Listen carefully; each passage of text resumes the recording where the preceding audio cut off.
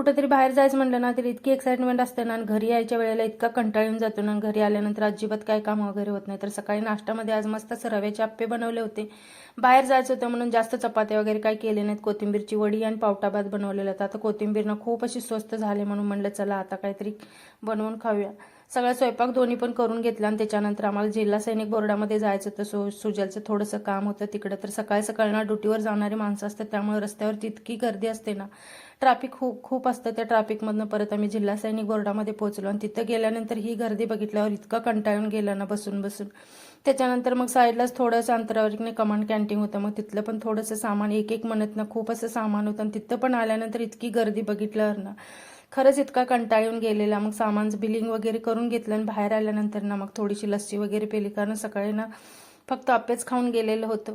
लस्सी घेतली आणि मग घरी परत आलो. तर कसा वाटला मिनी ब्लॉग? आवडला असेल तर चॅनलला लाईक, शेअर आणि सबस्क्राईब करा.